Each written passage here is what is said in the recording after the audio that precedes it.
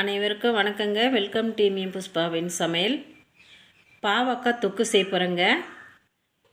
இந்த சின்ன பாவக்காவில் கசப்புத்தன்மை அதிகமாக இருக்கும். இந்தமாரி பாவக்காய் தான் நம்ம செஞ்சு சாப்பிடணும். பாவக்காய் தொக்கு எப்படி செய்யுதுன்னு பார்க்கலாங்க. இந்த பாவக்காவை சின்ன சின்ன பொடியாக கட் பண்ணிக்கலாம். இந்த ரெண்டு பக்கமும் கட் பண்ணிவிட்டு இந்த பாவக்காவை பொடியாக அரிஞ்சிக்கலாம். தொக்குக்கு அடுப்பத்தை வச்சு கடாய் வச்சுக்கிறேங்க. கடாய் நல்லா சூடாகிடுது. ஆயில் ஊற்றிக்கிறேன்.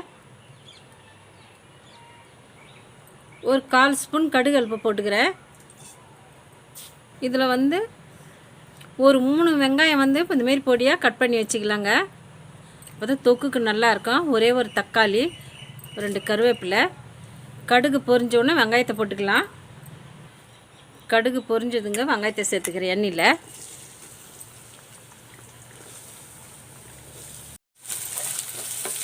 வெங்காயம் நல்லா வதங்கிடுதுங்க. இந்த வெங்காயத்தில் கருவேப்பிலை, தக்காளி சேர்த்துக்கலாம்.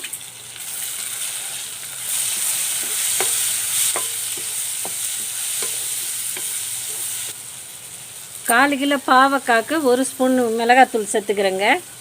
மிளகாத்தூள், சால்ட் ரெண்டுத்தையுமே தக்காளியில் சேர்த்துக்கலாம்.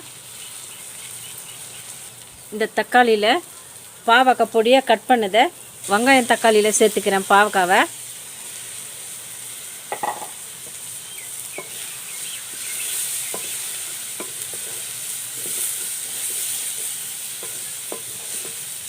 இந்த பாவக்காய் வேகிறதுக்கு கொஞ்சமாக தண்ணி சேர்த்துக்கலாம். மூடி போட்டு வேக வச்சுக்கலாங்க. பாவக்காயில் தண்ணி நல்லா சுண்டி வந்துடுதுங்க.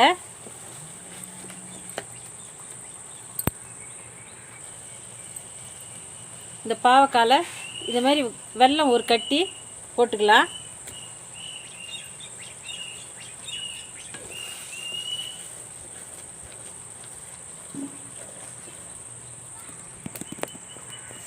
பாவக்காய் தொக்கு ரெடி ஆகிடுதுங்க. இப்போ இறக்கிடலாம்.